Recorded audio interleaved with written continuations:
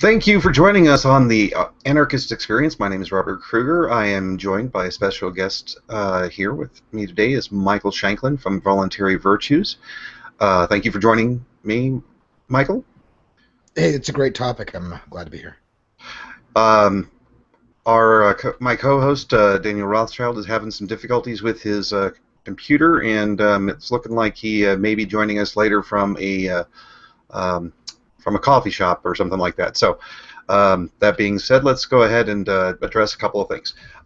In the last show, did some commentary on a video by the Justicar. He's made a response, and what I've found in the situation is, since our discussion is a live discussion, and we're picking the things off the cuff. The research thing is not something you can do while you're in a live environment. The engagement is not, it's a little one-sided. So if the Justicar would like to come on the show and actually debate me, or debate my, or have himself and another person join, and then have Michael and I, or have Rothschild and I come on, we're open to any sort of discussion options that he would like to pursue. Otherwise, though, I am going to go ahead and make a direct response to any response videos that he's made. Basically, his argument was, well, according to our holy scripture, there are verses in the documents which say that people care about the issues, and that people will be compensated by the government and so on. It's really a non-argument, because, number one, the people who actually commit the crimes in the name of the government don't actually pay. It's the people who pay for the government, who have their money extorted from them, that pay. Number two, that something is written in a book doesn't mean that it doesn't, it actually addresses the problem. In the Bible, it says that thou shalt not murder, but God sends this flood and destroys countless lives and kills 100,000 people or more, and that's somehow not murder according to the Bible. Well, same thing is true for the government sanctioning a payment for loss that is suffered by a person wrongfully, and having their property entered upon, or in other violations. But to see it actually in reality happening is a different thing. Often you typically will have to go to court, you'll have to prove your case, and the evidence that you might have will be dismissed by the people who you're prosecuting it at. If you got the judge and the jury both being part of the government, how is it that you're going to get a fair trial for your own losses at the hands of that government? It's really not a very legitimate claim. I would suggest that we take a look at some of the instances where government actions have been completely inappropriate, and find where is the compensation that was paid to, I don't know, let's say innocent people in Afghanistan who have had their homes destroyed, their businesses destroyed, family members killed as a result of the prosecution of the war on terror. They had nothing to do with it, but of course they're not going to receive any compensation whatsoever from the government, are they? Oh wait, we're going to build them schools, we're going to build them new infrastructure and things like that, so they're compensated there, right? I don't think so. It's just it's a fake argument. It's an appeal to scripture, just like the religious. The end result is what actually needs to have happen, and a consistent, reliable system that can actually come up and provide a opportunity for a person to present their loss and seek redress does not exist within a state. The state judges all claims against itself. That is not freedom. That is not fair. And just to add to this real quick, Robert, looking outside the judicial system, because sometimes it's hard to see inside of that structure, especially if you're an anarchist or any statist, really, is think about the FCC and news media. Most people understand it's tainted or biased, yet we expect an unbiased, well, at least the political system sells you the idea that it's going to be unbiased because the FCC is going to regulate it to this perfectionist world, right? School, the same way, right? Because public education is specifically, how can you have objective information when obviously there's a bias built right into the education system itself? So just, a couple things to reinforce your original point.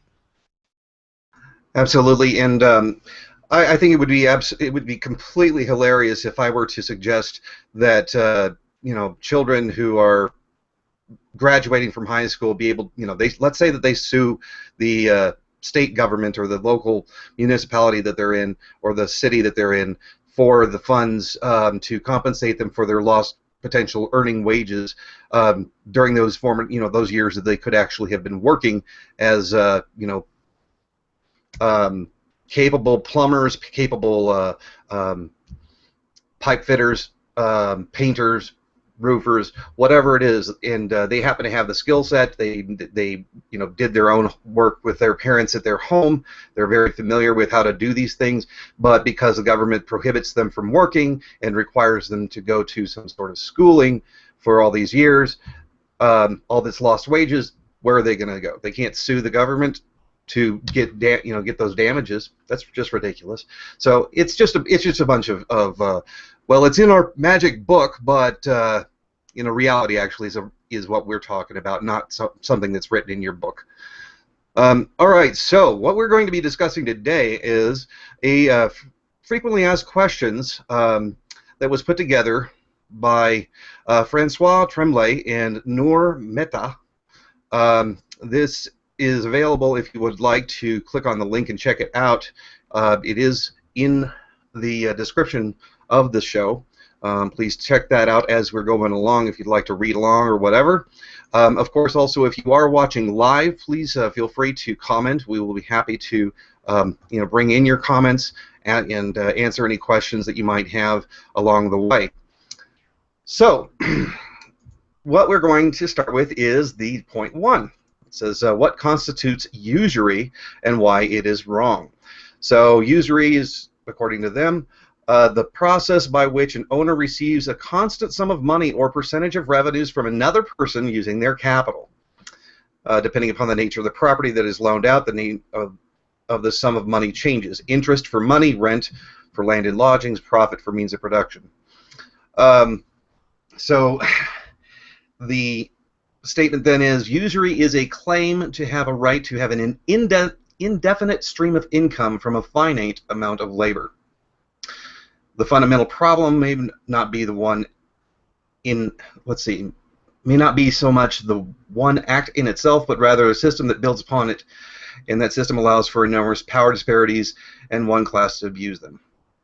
It goes on to a variety of different things, with the idea that, well, you're going to have a landowner. That landowner is going to charge rent.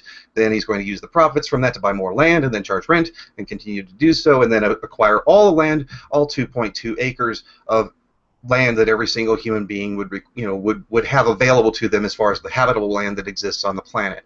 Yeah, that's right. Every single human being on the planet, child, like from age of 1 all the way to the oldest person on the planet, every single one of us could have 2.2 acres of land available to us to live on. But somehow he believes that there's going to be a monopoly upon all this land.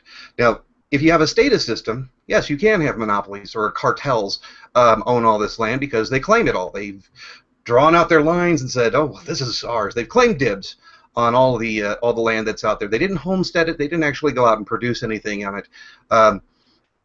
And then the question is then, realistically, how valuable is land as far as a productive way to increase your wealth and revenue? And obviously, we have found that land is not considered to be one of the highest earners.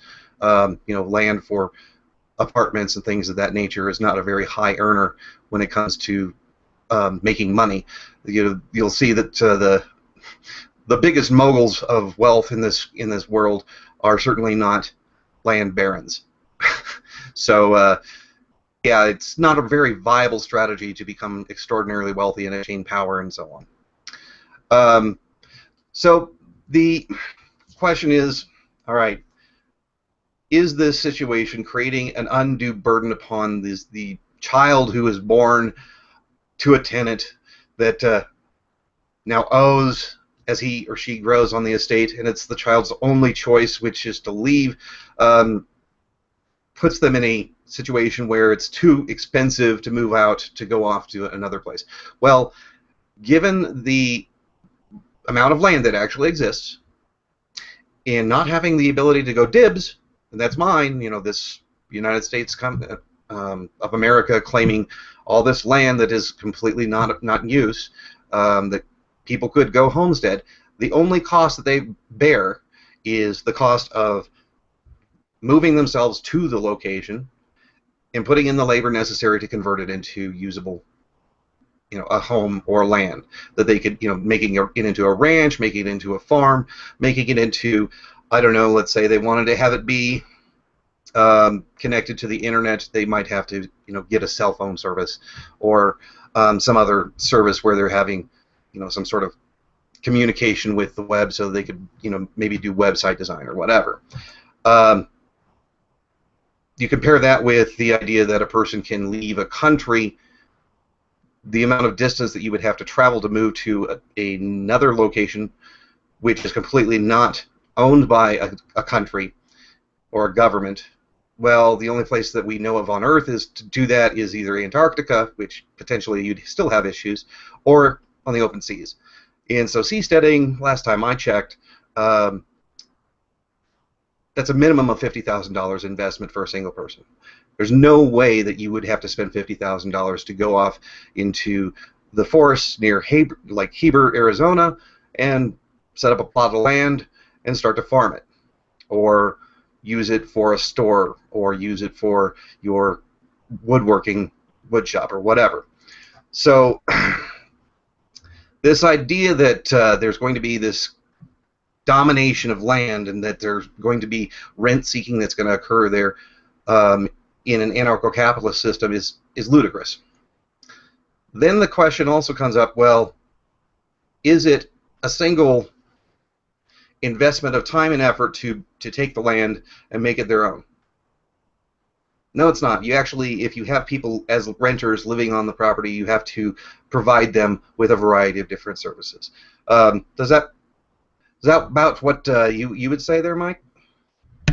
Well, I would say my whole argument would come from an equilibrium perspective or harmonization, because one of the things people are really freaking out when they hear this, as far as land, are you talking about the issue of usury or land ownership right now? Well, specifically the point that he brings up about the idea of land ownership, that there's going to be all these, you know, there's essentially a cartel of landowners that are going to take advantage of people through rent. Well, okay, well, here's the thing. The only thing that's going to...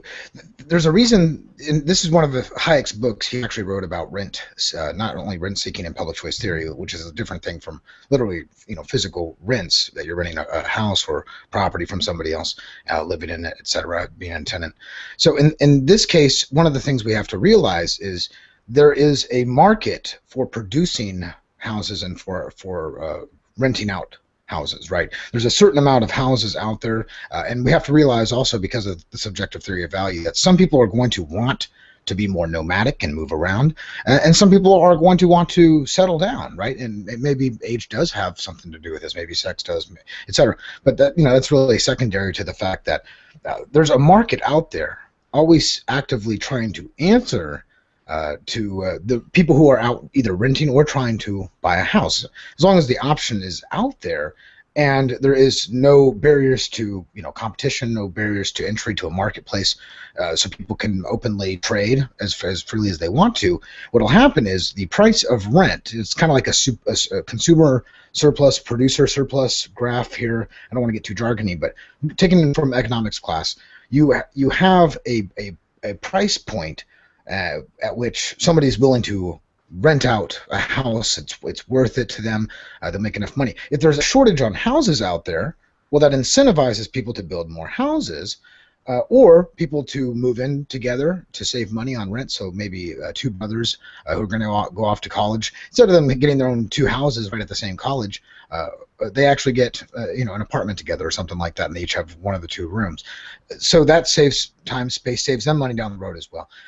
This is the market that is always trying to answer to these people, and if there's a shortage of, or maybe I think this is what it's really important to see, is the shortage of houses in an area that usually stems from government policies that people don't see. But because we have that today, what happens is there's a higher rent price, and there's a bunch of producer surplus, right, where the consumer surplus is being shorted out. People they complain about this, right? There's not enough. Go into a city where there's rent controls, and there's not enough good places to rent from, right? And the prices are really high when you do find one. That's the shortage, not because of like the market naturally, but because of government policy. City mandates that people don't ever see. They pass these things, millions of them over the years. They stack up on each other. It's like a straw and a camel back scenario, and it makes it really hard and expensive to rent out to people, right? All the chance that you might have to go to a lawsuit with them, so 60 days you have to let them stay there, etc. All these extra laws that might not be in a free society. Not that you could just kick out the person or control them outright. I don't see that type of a market, being created either. But because it's supposed to be a mutual agreement here, especially when they have more power. But right now, the power is going to the people who have the land property already, because the state is enabling them, kind of like this oligopolization effect, right? So they are oligopolizing the market and making it harder to be somebody who's out there in the real estate market and renting out homes. But it's really crucial to point out, in a free society, you would have people who could, it would be easier to make new housing and to rent out to people. It would be less costly. So you'd have lower transaction costs. Usually means more trade would be facilitated. And in this case, the problem that we're really experiencing here, sure, we could go back to the fault. Well, sure, there's scarcity out there. Sorry, there's scarce. Sorry, this is the physical, tangible world we have to live in, right? But this is a part of it, and now we have to kind of deal with this and kind of grow up and deal with the fact that now, knowing that there's this scarcity and that we have individuals, the best way to do is to let people voluntarily choose how they want to live. Some people might want to rent. Once again, if you're moving all the time, it's going to cost you a lot more money to own a house and to also travel and get hotel rooms everywhere you're going for your business when you're gone 99% of the time, right? It's just ridiculous. Some people can afford to do that. More power to them. That's their personal choice. That's the nice side effect of freedom. You can have that option. But in essence, there's going to be some people who are more nomadic. The market's naturally trying to answer to those people, but the state today, in almost every single scenario, look around the world and the globe as a whole, there's just so many, especially in the city, so many regulations, price controls, etc., that go into this agreement between renters and people who are leasing out the places for rent, that most people just don't see those political pressures that jack up the prices, that actually give the power right now. The centralization, the lack of property rights, the state, is what enables the property owners to actually have, in this one case at least, to have more power. In some cases, we all lose property value or power in essence, because the state's an ever-looming threat over our property. But I see it more as, now we have to realize there is an amount of scarcity. Let's admit to this fact, right? The scarcity is real of land, and because of that, we're going to have disagreements. People have different minds. We're not all part of the board. We have disagreements, and they might be really good disagreements. Like somebody might really think that this coal should be used for this, and somebody else should really think the coal in this mine should be used for that. Somebody thinks, I don't want the coal to be touched. I'm willing to pay this much to not have it be touched, right? So that's up to them. We need to let them to come to their own agreements on this. The thing is, people, as long as they're free to buy into and out of land all the time, the market equilibrium price is going to be as close to fair, if we're talking about what fair could be. It just seems to me that sometimes the people who are so anti-propertarian think that a propertarian society is unfair, when really it's the only one that actually empowers the individual choice. All the rest of them basically usurp those individual choices. So whenever I see something like somebody getting down on using money or usury or owning property outright, especially land, it's just, to me, it's the acknowledgement that they don't really understand that as individuals act, individuals do the choices, individuals are the ones that are making these decisions. There's no such thing as a collective conscience. So, a couple points to make off of that right there, and I hope that kind of summarizes my position.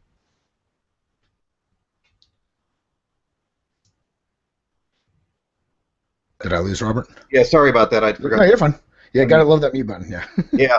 All right. So the thing that specifically to me is just mind-boggling is that the person suggests that there's going to be some lack of land for other people to go ahead and homestead and become their own providers for their own livelihoods, their own families, and so on.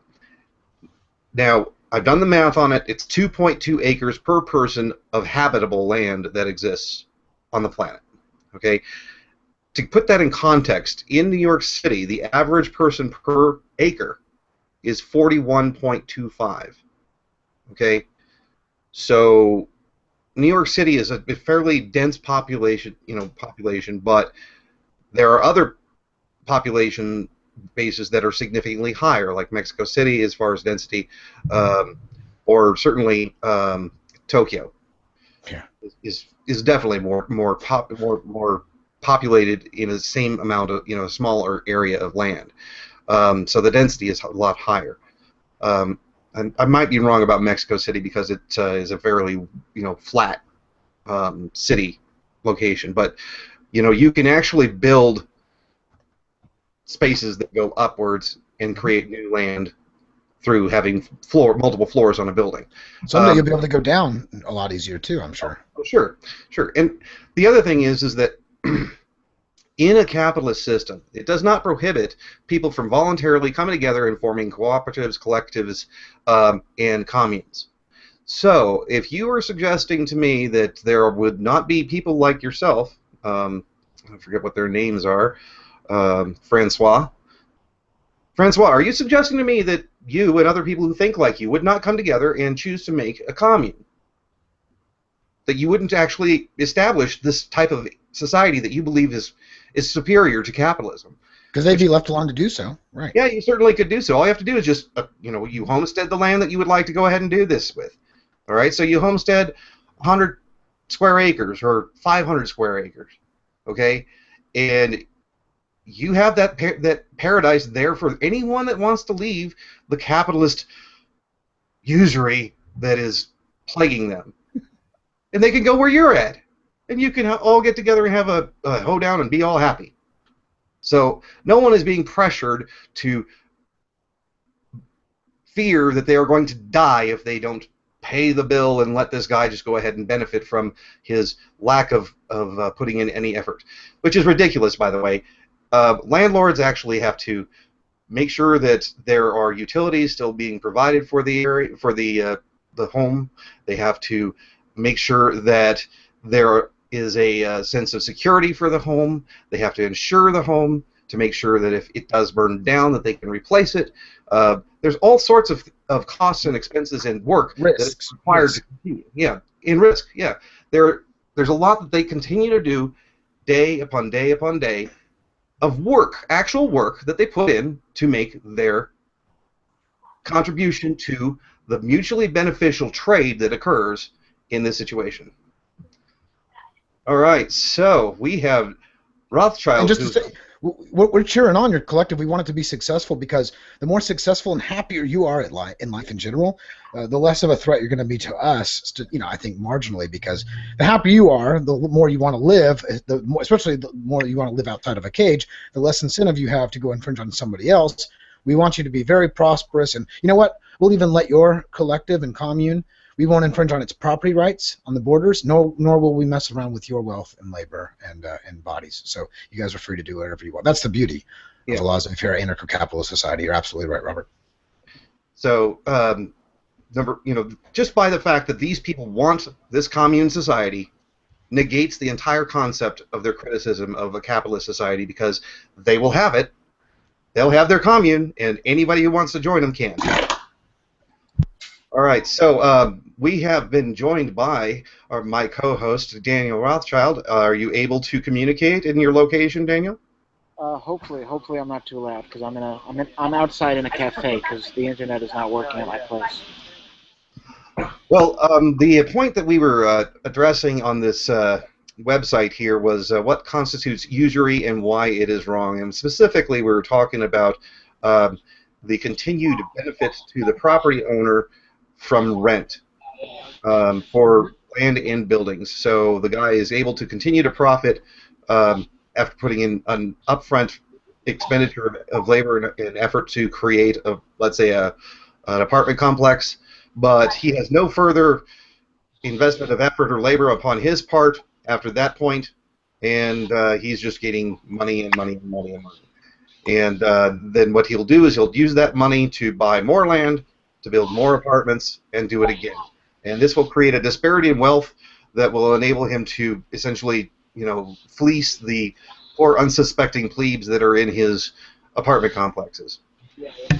Which is funny, because the gap between rich and poor, actually, in some effect, it can actually be a positive thing if the poor are being pulled up with the gap, getting. So if the rich get richer faster than the poor can get richer, if it's still pulling the poor up, it's actually a good thing.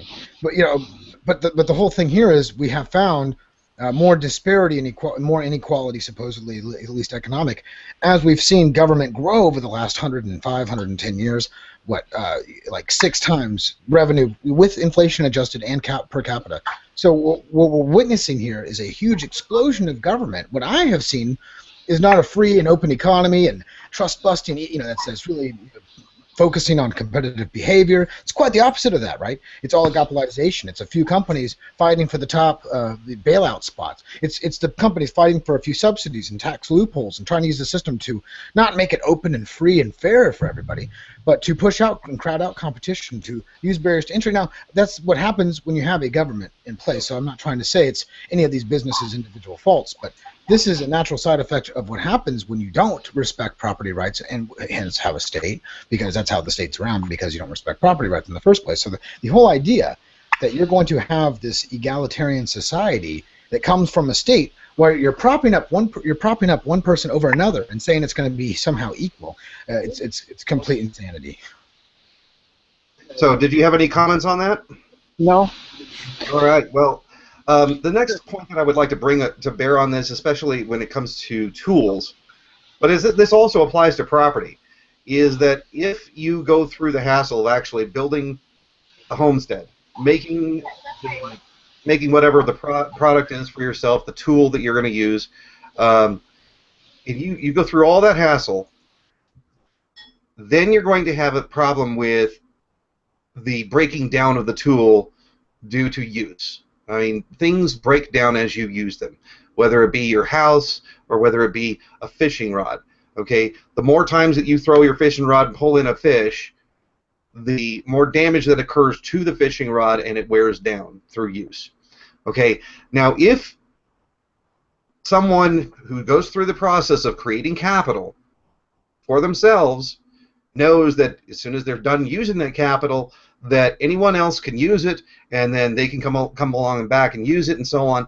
Well, what will end up happening is what's called the tragedy of the commons. Okay, if you don't have continued ownership and continued interest in this particular product that you've produced, especially the right to exclude, right, exactly, then you are not going to want to just use it the few times that it took to do whatever it was that you wanted to do. You're going to use it and then hoard as much as you possibly can, as quickly as you can, and then when you have to give up the tool or the home or whatever to let somebody else who happens to pass along come along and use it, they're going to do the same thing. They're going to use it as much as they possibly can. And then I just want to interject here. I don't think everybody would necessarily do it. Maybe we shouldn't stress it to the point where you will do it or you will do it. Maybe you won't, but somebody will. And maybe it's that bad person that's always that you're always hating inside of some corporation that would do it. Why is that guy going to stop existing all of a sudden once we don't have like property societies anymore, right? No, sorry to interrupt. No, that's a perfect point. That's definitely true. There's going to be people who will do that, and so when you go through the painstaking efforts to deprive yourself of other pleasures in order to go ahead and create something that is going to be perpetually usable for a long period of time, you are not going to experience the benefits of it unless you can continue to own it. So people will make things that are more transitory in their use, that will only satisfy their own particular use until they're sated, and they will then not have any capability of being used beyond that, because there's no benefit in making it have durability and length in use. So if I'm going to make, for example, a fishing rod, there is no benefit to me to make a fishing rod that is capable of lasting for, 25,000 casts, because I can only use it for, let's say, 100 casts for the day, and then I go leave the fishing rod wherever the hell I do, and somebody else is going to come along and they're going to use it, and another person is going to come along and use it after that person, and so on. If the durability of a product was, entirely eternal, that that it's going to be usable for forever, and it's going to be something that you can get your hands on and be able to use again at your leisure whenever you want, instead of having somebody else using it, then sure, you're going to be fine with anybody using it. Go for it. And there are things like that, like songs, music. Once I record a song and put it in MP3 form, somebody else can make a copy of that MP3, and they've got it, and they can use it, and I can still use mine anytime I want, and somebody else can. So, yes, there are some things that you can create and go through where you can't expect to have exclusive ownership of it forever, because anybody else can use it at the same time you are, or without preventing you from having ownership or use of it.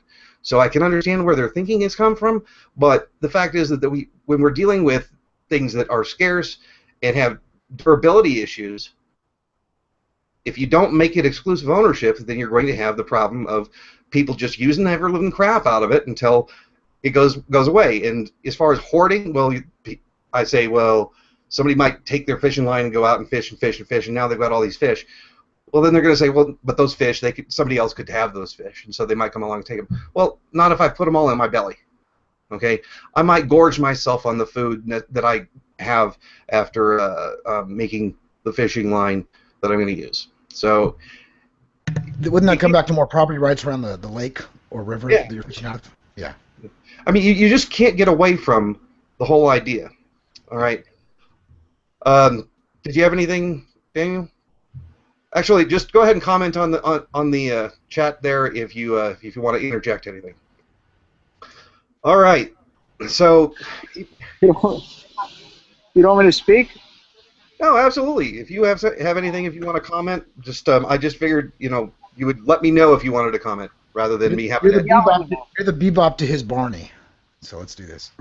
What do you say? Nothing. Go. Just go. I don't have anything now. Okay. I just came a few minutes ago. All right. Well, you do have some background noise there, so go ahead and mute up when you're not commenting. All right. So then he goes into some potential questions that he might have, saying like some people will want to pay usury, some won't. That's just time preference. I don't know how much of it is really time preference. It's subjective value of wants. Sometimes it is time preference, but realistically, this is a conflation of two different concepts. Time preference is about whether or not you're going to choose to consume or to save and create capital. Now, saving and creating capital is just a method of taking your money and not spending it and using it through interest-bearing accounts to increase your wealth that way. Or to have that money available for other activities where you can create further value, and then consuming is actually buying a product or service that is, once used, not going to continue to increase in value. So the time preference reference that he makes here is really it's a mistake. It has nothing to do with time preference. It has to do with preference. That's it. Just an idea that, well, I don't want to have to, I don't know, take care of a yard. I don't want to have to worry about all of this crap that my landlord takes care of. I want to spend the amount of effort that it takes to move into an apartment instead of actually building a house. I mean, if you're making your own thing out of nothing, if we're talking about somebody who's actually gone through the process of creating an apartment complex, produce the capital, you're going to just want to be, in there and take advantage of it instead of having to build your own from scratch. It's just a pain in the butt. So you're willing to go ahead and take their option instead of another option. All it is just a choice. It's not time preference. Let's see, time preference. Let's see, the belief that people get a greater value on present goods over future goods may or may not explain. Okay, maybe he's talking about borrowing and people who are charging interest. Okay, so if you're going to borrow money because you have a time preference for it, then that might be accurate. All right, so let's see, this time preference, the belief that this is from the article. It says time preference, parentheses, the belief that people put a greater value on present goods over future goods, in parentheses, may or may not explain why people will decide to pay usury. So I guess he's talking about interest. All right. However, it does not provide a justification for the existence of usury. So because people want something and somebody is willing to provide that something, does not justify the existence of that something. What would justify the existence of something? I mean, am I missing something here, Michael? I mean, somebody wants it's kind of all over the place with this.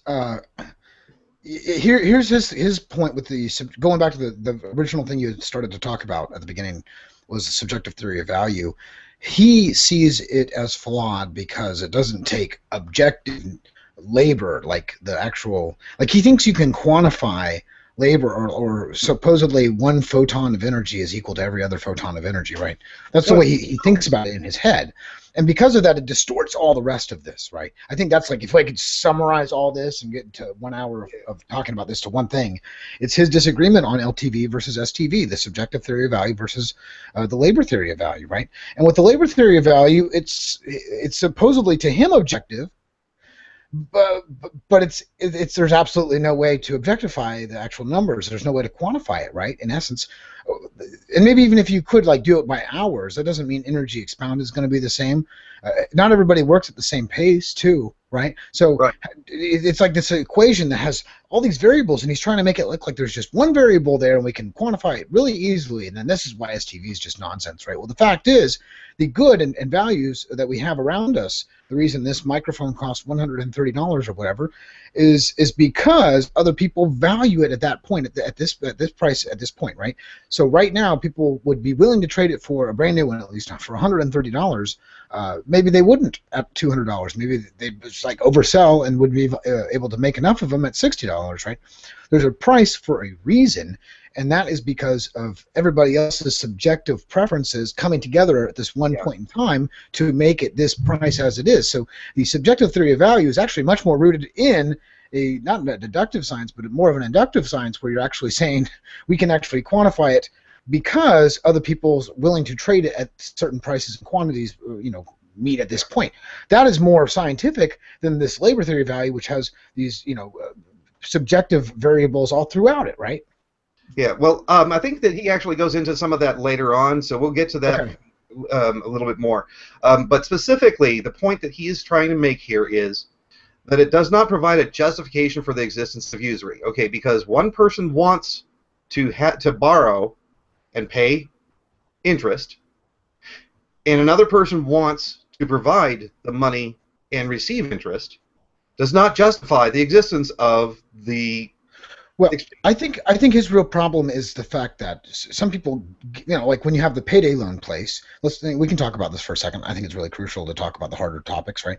If you have a payday place, people usually don't go there as a first option. They go there as a last option, right? I ran out of money, can't even talk to my friends, and grandparents have already ran out on me.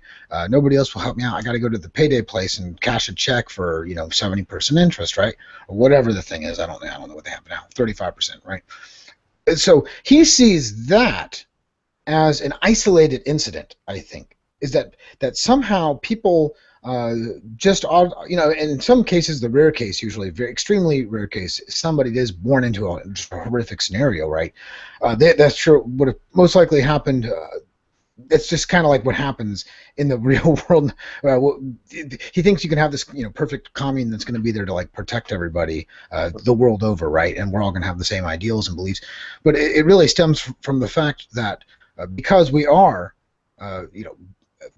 born into the world with some help. Usually there's a support network that's there, family, friends, neighbors, coworkers, as you get older, schoolmates, etc. You do have some kind of a network usually, and usually it's people's bad choices. Well, the thing is, he wants to continue these moral hazards, right? He wants to say the things that this person's bad behaviors that usually have gotten them into this place where they have to go to the payday loan place. The reason that most of the grandparents and parents and friends stopped lending them money 2 months, a year ago, is because of their bad behaviors. You said you needed it for rent. You went out and bought crack. I don't want to give you another $400 for rent because the last time I went to crack, right? It's usually that type of scenario with the payday loan places. Sure, sometimes it's medical.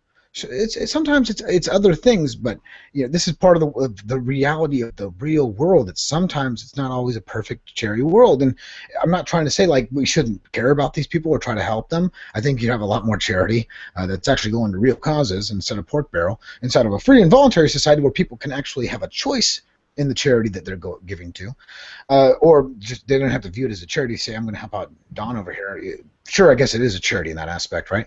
So this is the whole thing that it stems from, is the fact that they think that it's like an isolated incident. Like these people, you're just born at 30 years old. You just came out as a 30-year-old, or even a 20-year-old, and you just had 300 credit score, and you were born onto drugs or something like that.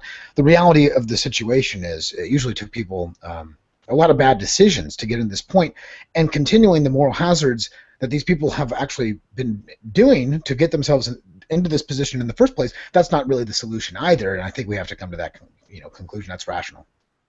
Yeah. Okay. Gonna need to stay focused on like a laser beam on the very specific points. I know that we can expand a lot of detail into all these different things, but there's just so many different points that we got to go through, and I think you'll actually get to some of those things that you're talking about as we continue. But I mean, in this particular one, would you agree with me that the fact that somebody desires a service and somebody wants to provide the service is justification for that service existing? Yes, I agree with you. Cool. Let's see here. Then he makes this complete, non sequitur argument that says, okay, he's basically saying, well, slavery existed, and, there are reasons why slavery would exist, because some people would voluntarily choose to enter into slavery. Well, last time I checked, slavery required that a person have their own self-interest, their own control of their own lives be violated by another person. That they were corralled up in somewhere in Africa and they were shipped over here and put into slavery against their will. This is not what an anarcho-capitalist is supporting. This is not usury. This is not a voluntary transaction where somebody is borrowing money and is agreeing to pay back interest, where there is the availability for competition in this idea as well. One of the things that's the biggest problem when it comes to usury is that the number of people who are actually given the ability to lend money to borrowers is limited, and thus the price is artificially inflated in the current system that we have right now. The reason why you're paying 121% interest rate on a title loan is because there's only, let's say, I don't know, I think in Albuquerque there's probably 25 different title loan companies, and a lot of them are actually owned by the same people.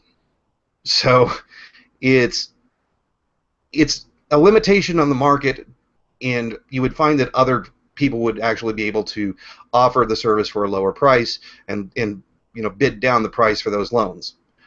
That being said, sometimes people need to borrow money because they want to go ahead and create a business, because they want to go on a vacation, because whatever purpose. Yes, time preference is valid in that particular point. So, yes, in this particular case, it is time preference when we're talking about choosing to borrow, but it's a choice, and people are voluntarily choosing to do so.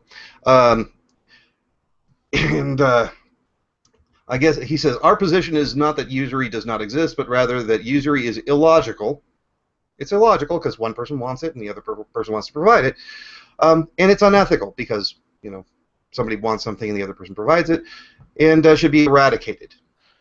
Oh, eradicated because we don't like it, you can't do it. We will take the point of a gun and put it to your head and say, don't you do that. Well, it's kind of like saying the rest of humanity is stupid. Like you can't make your own choices in life. How dare you try to run your own life, idiot, moron? That's what they're basically saying is everybody's too stupid to do to do alone. Those people are just too dumb. It's kind of like, wow, you just slapped a lot of actually wise, smart people who might just not have a lot of money or need an extra little hand or want to invest in this project or something. You just slapped all of them in the face by saying, like I'm so much better than you and so smarter than you that I should tell you how to run your life. It's how derogatory. I'm sorry, but that's the way it sounds. It's exactly right. In fact, the very next point that he goes into, he says, well, this is an argument that I might receive. No one's rights are being violated if the trade's mutually voluntary, so why would you interfere?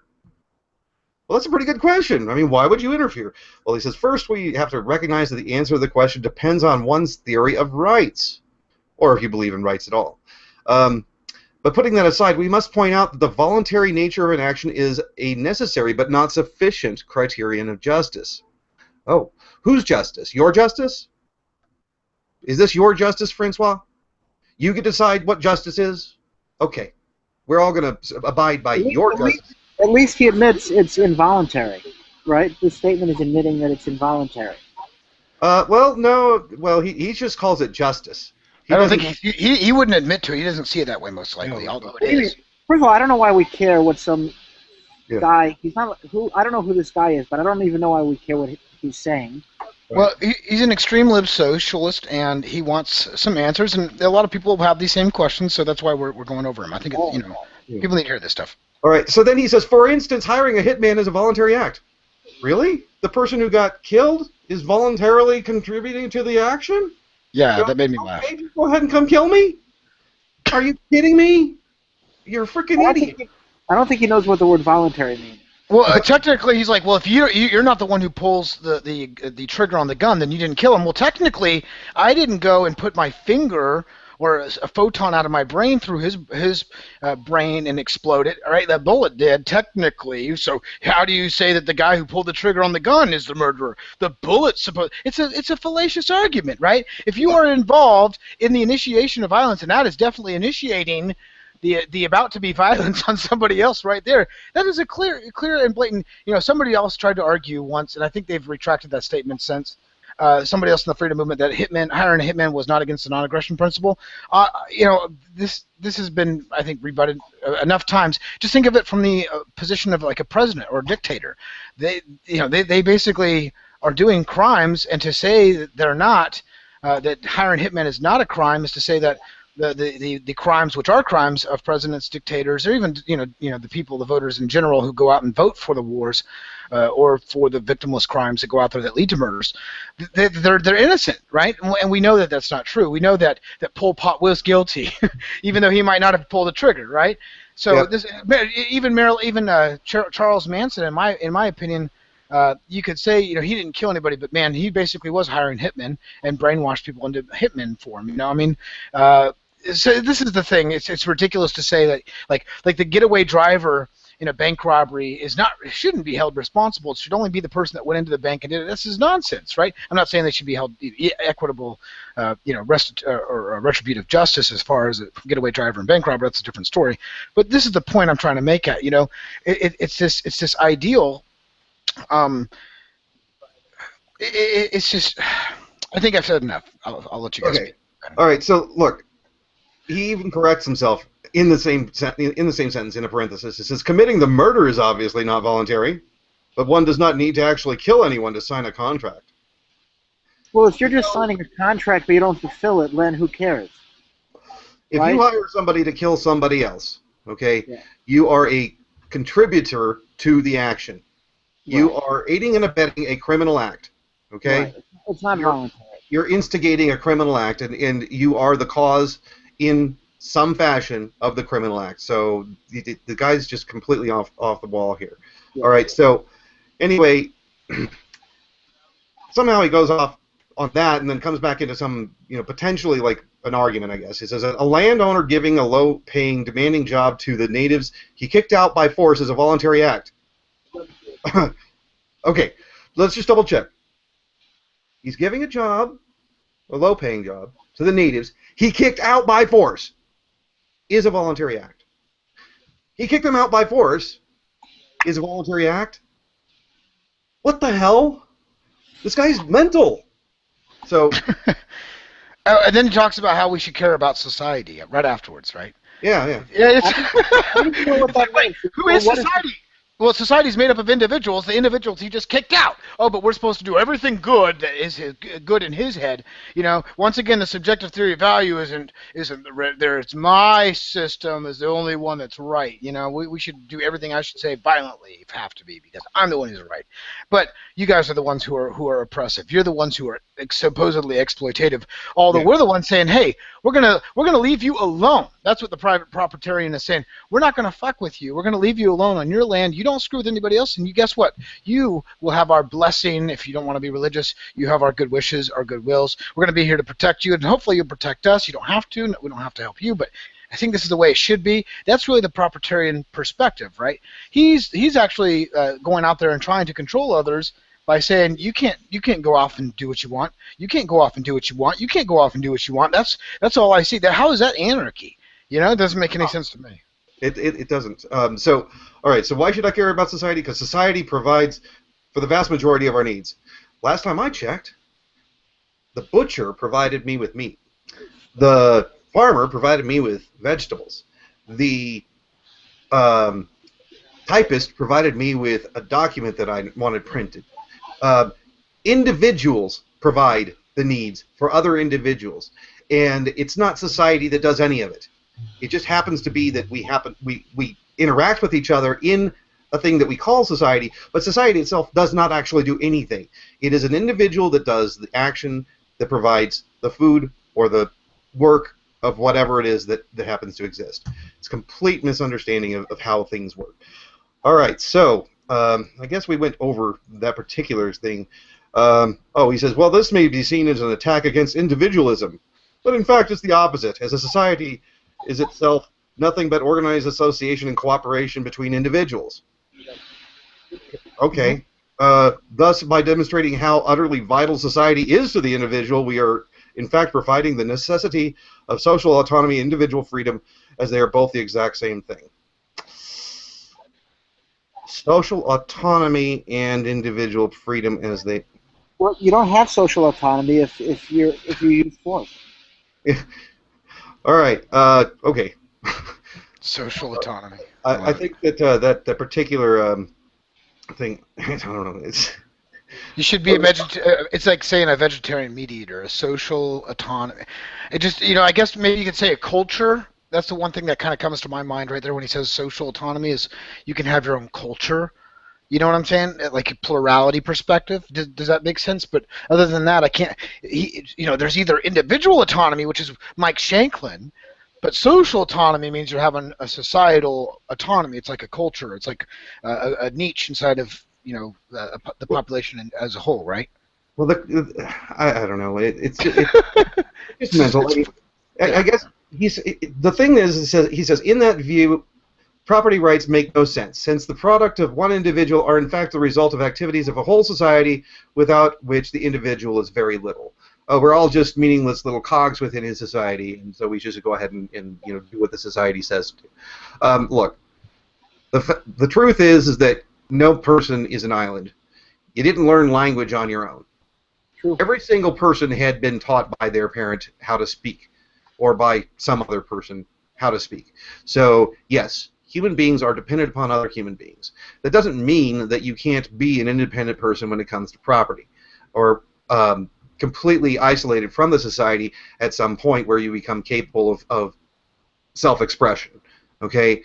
Yes, a person can actually go out, homestead some land, make it a ranch, and become completely self-sufficient without anybody else being involved, and their society has nothing at all to do with it. Their parent might have, as far as teaching them the skills necessary to make posts, to make a fence, to groom cattle, or whatever, to take care of your livestock, things of that nature. Sure, those educational things might have happened, but it was one person to one person maybe. That can happen. So it's not you're not dependent upon society as an individual. Some individuals are dependent upon a lot of other individuals. I myself am. Okay, Michael, I would say that you probably are. I would guess that you don't grow your own maize, turn it into corn chips. So yeah, maybe you are kind of dependent. Actually, I do that. I'm just joking around. but realistically, yeah, this is through a voluntary action called trade, right? It's not because society is a caregiver. It is because that person has something you want, and you've got something they want. Mm-hmm. Yeah, we're better because the baker seeks his own. Because the baker answers to others, they are better off as a reflection. So. Yeah. I mean, yeah. Go ahead. All right. So as you were talking about before, Michael, it says the labor theory of value is complete bullshit. Value is subjective. This is a true. He said something right. He said something right. No, this is a complaint that he's going to disprove this complaint. Yeah, he probably quoted me, is all we're saying. Yeah, this is a quote.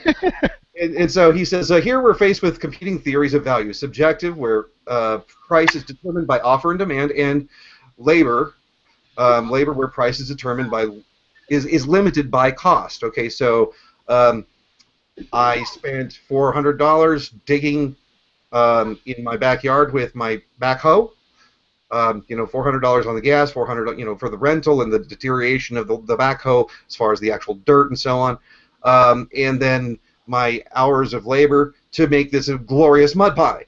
So it's obviously equal to $400 worth of value. This mud pie is $400 worth because there was $400 worth of labor and other material costs that went into the creation of it. We all know that the labor theory of value is absolutely 100% correct because that mud pie is intrinsically worth $400, right? I think when teachers give out tests, they should ask, okay, how long did you study for? And the people who studied the longest get the A's, and the people who studied the shortest get the F's. Yeah, you know what? That's exactly right. It should be what you put in. Yeah, and you know what? You guys can have one of those brain surgeons all to yourself. Anybody who passes that test, you guys can have that brain surgeon. Go for it.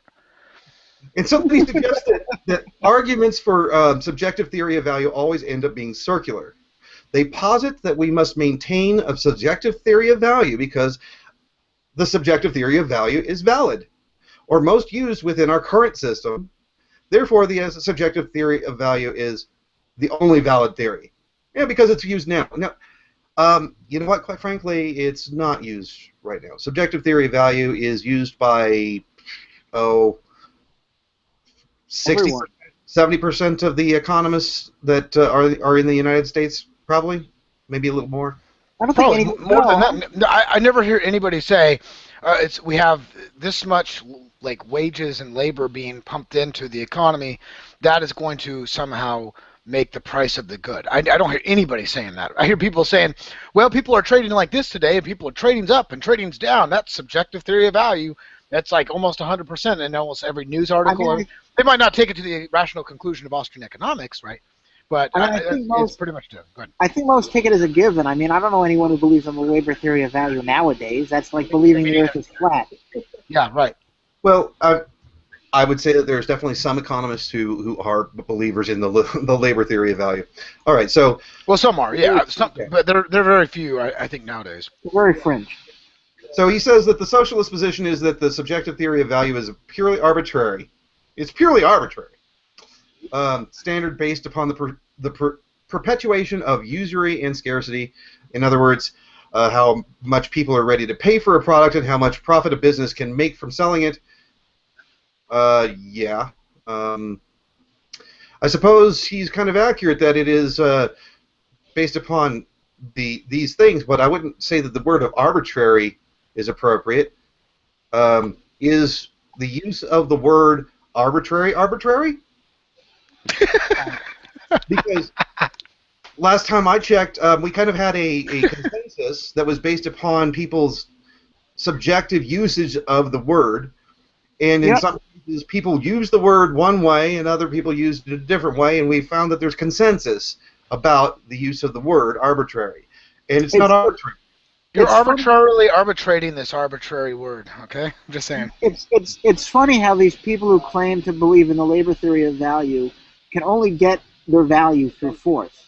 Like, something is valued based on how much labor I spend doing it, but no one's willing to pay me voluntarily for it. And what determines how much you're worth? How much you want? So every woman who's not attractive and doesn't sleep with me is exploiting me. It's the number of hours that you spend on it. In fact, he says specifically, all right, let's see. Labor theory of value, on the other hand, is based upon non-arbitrary, measurable. Hold on, Robert. Let me interrupt you for a sec. It's precisely the opposite.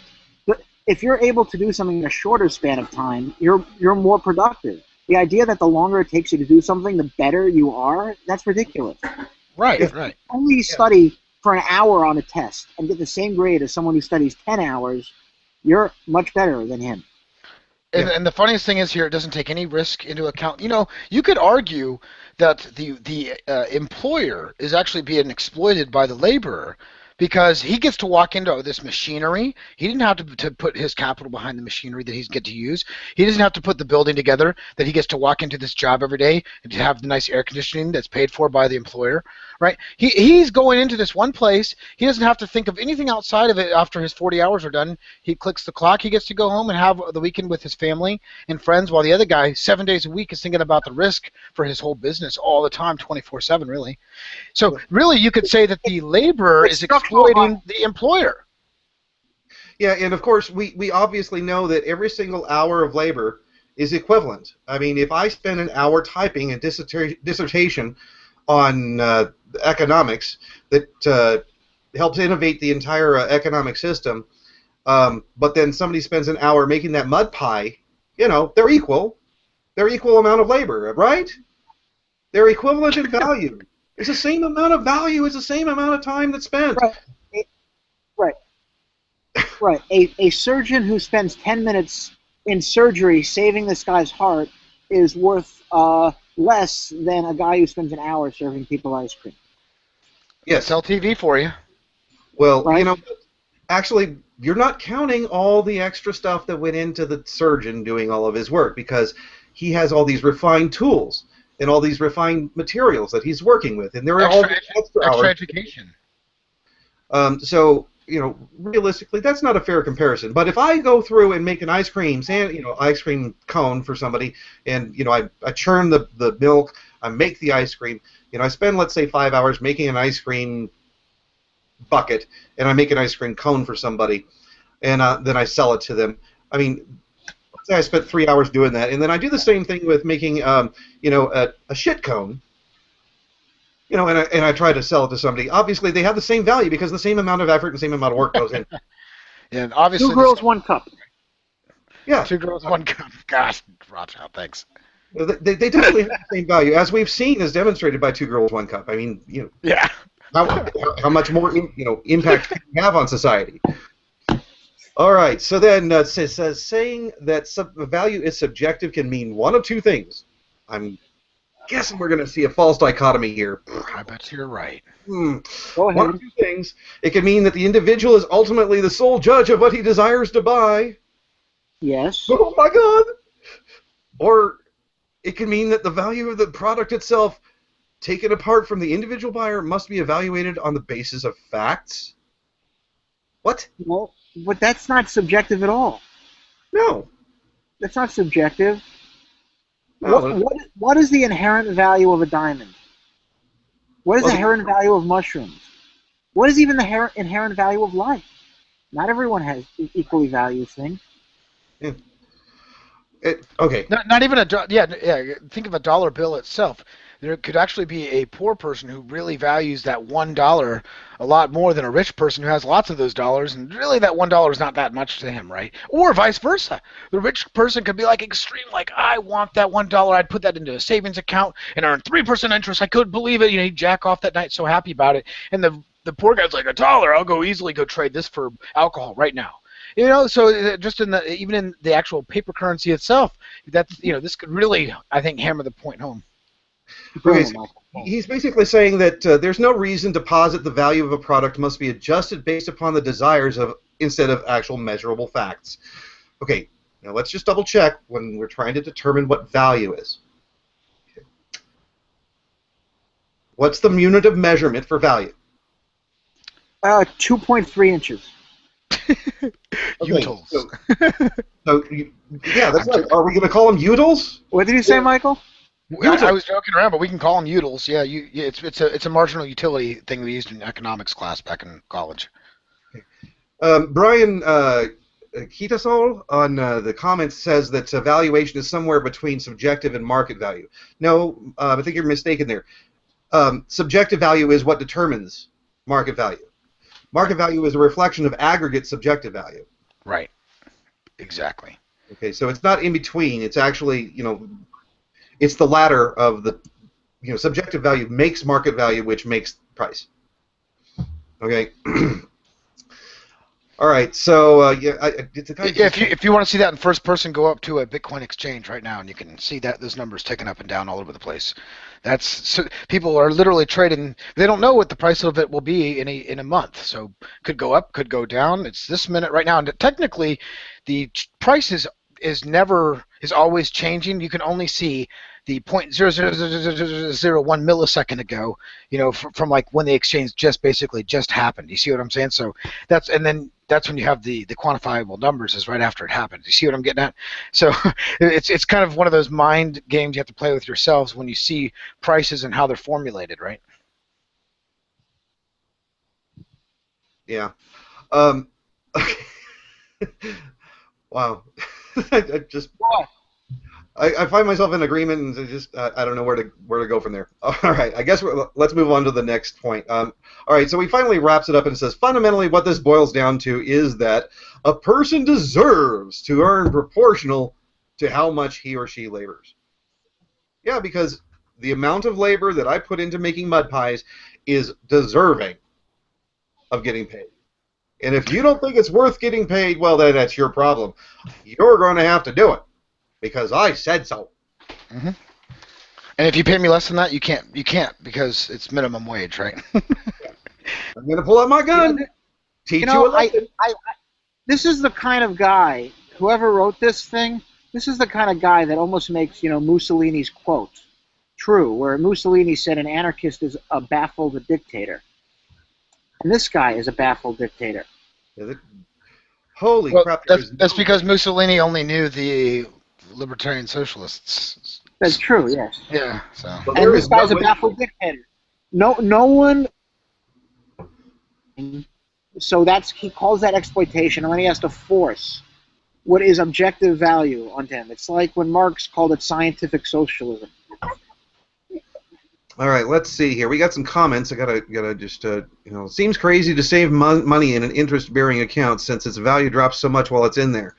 Yeah, well, that's because of inflation. But how about if you bought gold and you had an interest-bearing gold savings account? I don't know. There's other things that you do. Oh, well, yeah, it makes sense to invest in something more like substantial, like real estate, etc. So, Lydia, yeah, you're right. Holding on to U.S. current, Federal Reserve notes is not very intelligent, Lydia. And Brian clarifies, I guess, he says subjective is individual, market is aggregate. I use the market to determine value in goods I don't consume, but I want to resell.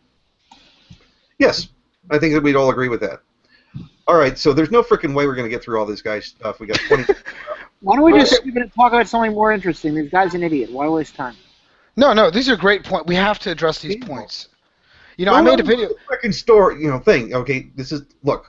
Bottom line, when you're doing this is a very fringe guy. Who takes him seriously? Dude,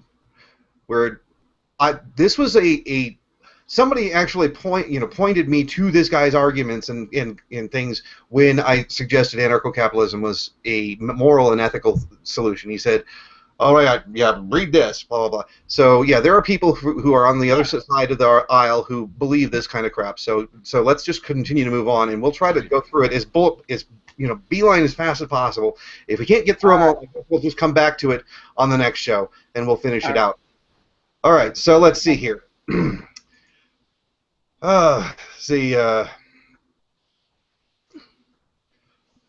This is an argument that he says that the anarcho-capitalists will say, in my interpretation, subjective theory of value implies that there is no such thing as value that belongs to the object. Subjective theory of value only talks about the values that we hold, which may change in time.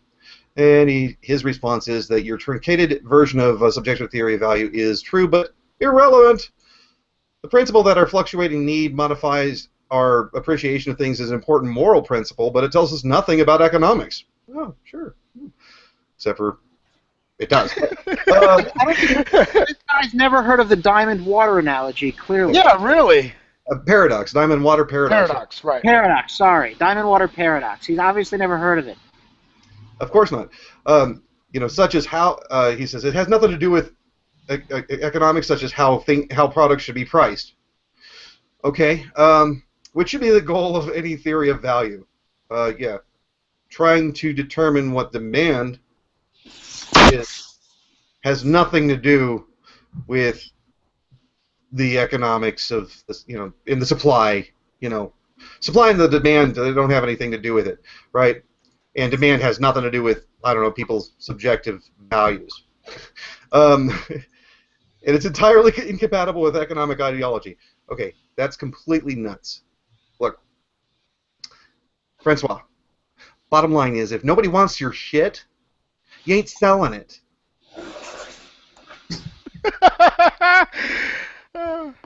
Okay? Oh, man. All right, so labor theory of value cannot explain how objects change over value. No, we already went through that. All right, people don't deserve rewards for taking risks. He debunks this idea with, yes, of course, but evaluating risk is not a special sort of work which somehow requires usury in order to be properly rewarded. Okay? In fact, our capitalist system, we already have wage labor which concerns itself with evaluating risk, such as that related to insurance, financial instruments, and the stock market. Okay, these are kind of similar to elements of capitalism. I mean, yes, we are in a fascist system, but they're kind of like capitalism. And you're saying that they're not right. Okay. Like all other forms of... it's once again, it's a central planning. Like, I have all these I know all the factors of the economy. I have perfect information, so I can just go out here and set the prices that I think are fair. It is so many subjective, fluffy statements all over the place. It makes no sense whatsoever that you like. He's going to be this one person, or even a group of people, can actually set the prices. Like, they can actually plan prices. Prices arise from a praxeological position because we act, right? It's not like you plan for the action necessarily and know every single thing ahead of you. We don't even have to do that. We don't have to think as hard because the market naturally, through spontaneous order, takes us to the effect. So it's a backwards way of looking at it. It's absolutely true, Mike. I don't know where... I agree with you when you talk, too. But keep going. All right. Employees... all right, so he says that risk assessment should be rewarded by a wage proportional to the time spent on it, adding costs when applicable. All right, so the person who goes down and does the deep water diving... Oh, or actually, let's just do something that's really popular nowadays. Okay, there's these people who they get on these boats, and they go out into the ocean, and they fish for crab, okay? It's called the most dangerous occupation, or whatever the hell it is. I forget what that. And yeah, they can be knocked overboard and die, okay? They can find crab pots that are empty, and they don't get anything out of it. And then there's also the guy who goes on the trapeze, or the high wire, or sets itself on fire for some sort of religious cause. Each one of these has risks associated with it, but you're saying that how much I want crab, or how much I want somebody to burn himself to death for some sort of political statement, should have nothing to do with how much the guy gets paid. There's two parties involved here. The person who's getting the stuff and the person who is doing the stuff. The person who's doing the stuff is not the sole arbiter of what it's worth. If you spend 14 hours working your ass off to make that mud pie, it's not worth anything unless somebody else is willing to buy it. You're missing the other side of the picture. Yep. You're forcing everybody else to buy your shit. We don't want it. All right. Is that about right? That's the thing. Yeah, because when you build something that other people want, you don't have these problems that you're talking about. You see, that's the thing. You know, it's like what kind of skill set or lack thereof has he not been given? I bet you went to a public school, you know, and just his life's been wasted away, but he blames the capitalist system because, you know, after you go to school for 12 years in a public school system, and you've been told that the government's there to do all this good and that these bad business people are all around you, you really it takes over your whole mindset, right? So that's what I think has happened. Yeah, and the other thing is that if you have an actual labor theory of value, and let's say that I'm a person who is capable of doing something that takes a very low amount of time from my efforts and is extraordinarily productive in my efforts. Okay, let's say that I'm a brain surgeon or not a brain surgeon. I am a hostage negotiator. I am capable of spending 2 hours talking on a phone and going in and talking to a hostage taker. And I can convince that person to give up the hostages without losing a single person. And I am really good at it.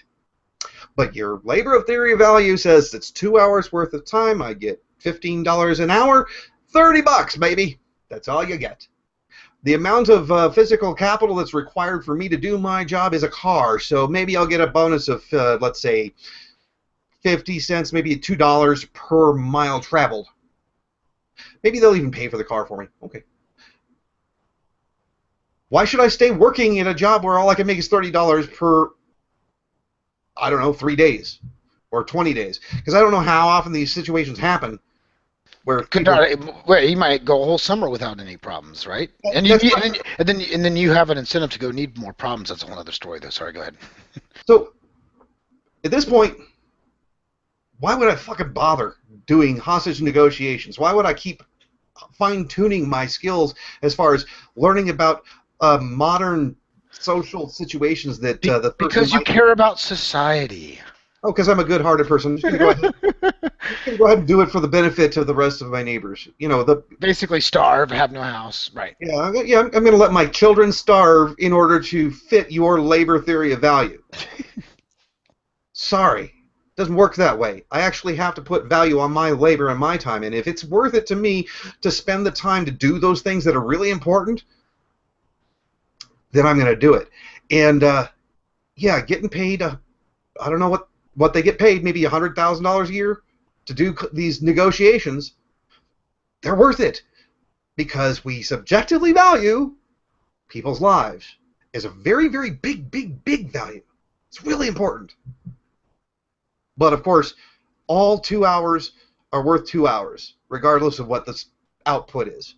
Are you freaking kidding me? All right, so then... let's see here. Without interest, there would be no reason for anyone to invest their money in a new business, and thus no new businesses would be created. Yeah, I mean, that sounds like a good point. Let's see what he says about that. Well, there's more ways than one to start a business, and when you've got everything, an egalitarian society with limited theory of value, limited prices, and no rent would make a starting business less of a burden. Why? Right, making the investor savior model less relevant. Okay, doesn't explain why. I mean, really. Well, if you had an egalitarian, I want you to answer this question for me, Michael. If you had an egalitarian society with limited the labor theory of value as a limitation on prices, and no rent allowed,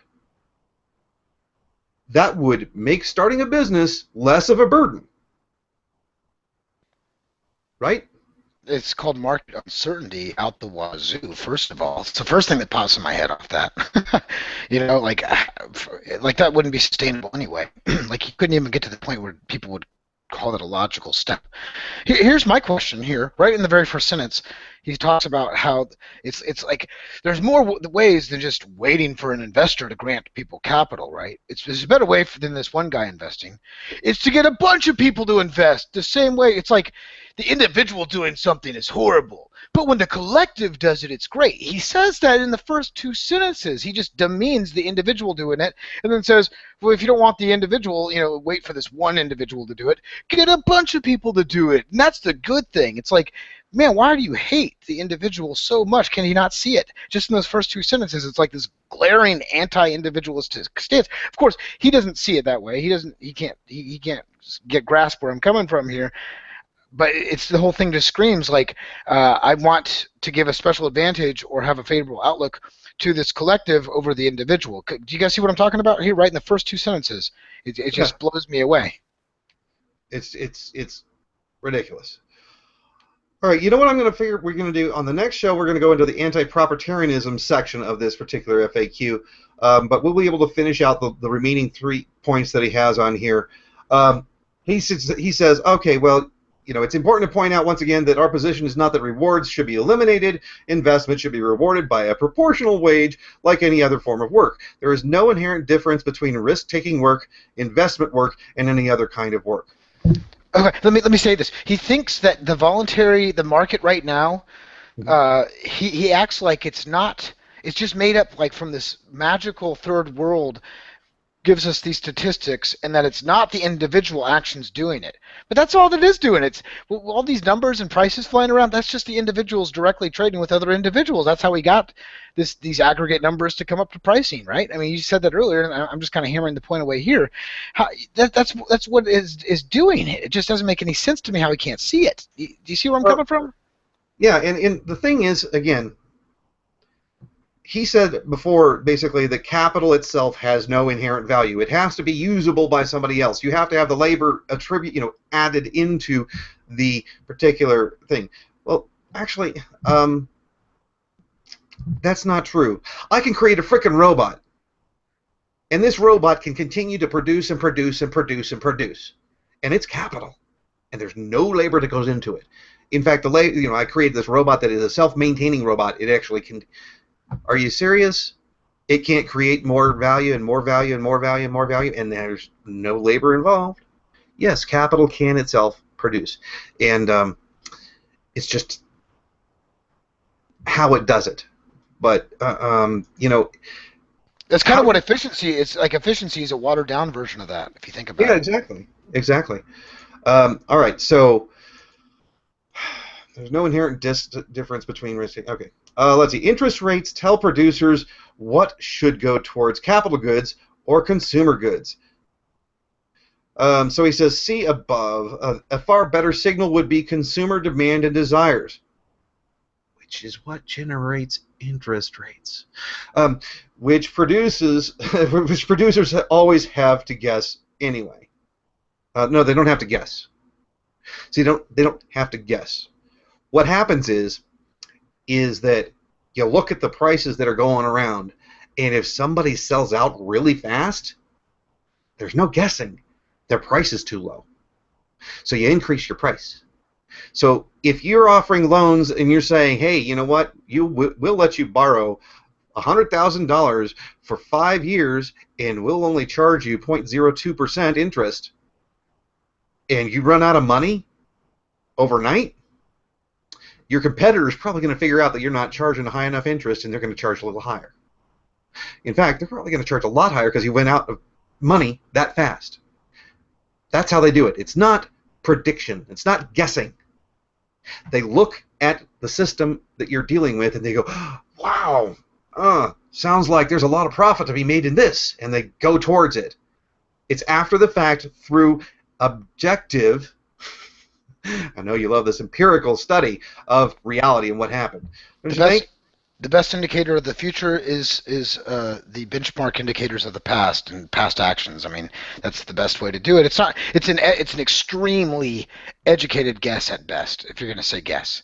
So if you're going to even throw the word in there, it's like one of the most educated guesses. These people, that they have so much information that they build up around gathering this type of information, so much money that they spend gathering this type of information. They have a lot of information, not that they have perfect information, nobody ever can, but it's one of the things, you know, that's what they're doing. Their whole thing is to find out the best way to do X, Y, and Z, right?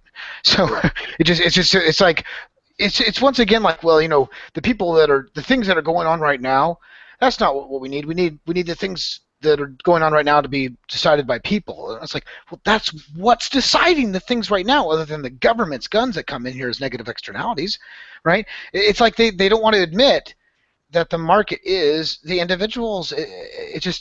But they'll admit that the collective's good, which is just nothing but a collection of individuals. It's really, it's so hard to grasp as backwards. It's really a backwards way of looking at things. They don't look at the individual. They don't look at the individual. You know, sorry.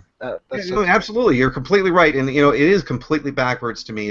It makes my head hurt how they could possibly think this way. I mean, we both kind of came to the where we're at with, I don't know, a conservative bent as far as like the right-left paradigm that is kind of fake. But I mean, at least I suppose like a left libertarian, a person who came from that side, might have a clue as to what the hell this person's talking about.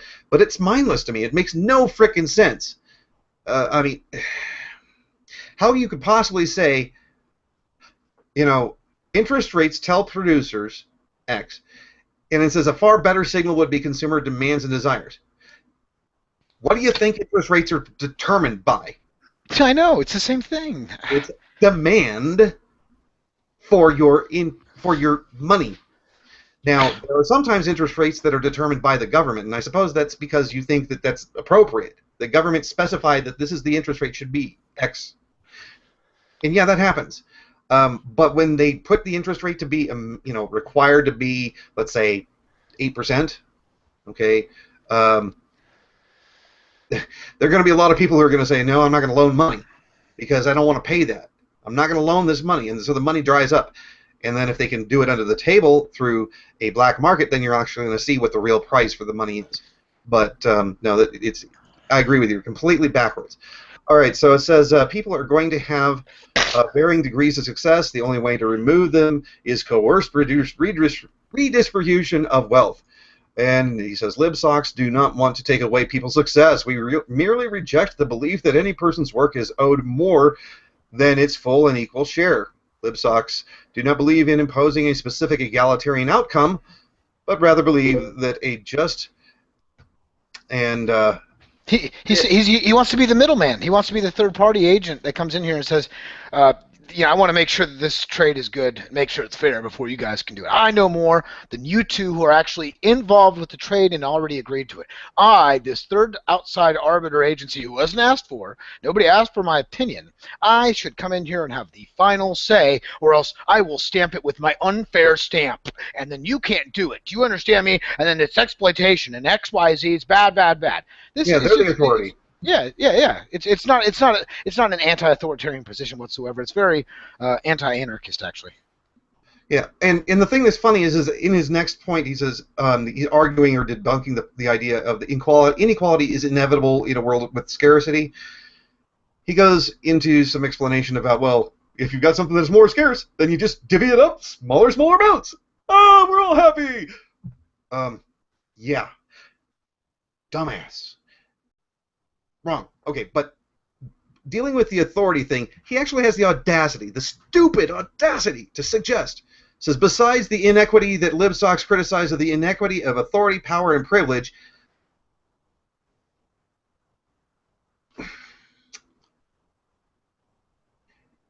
they criticize inequality of authority, power, and privilege.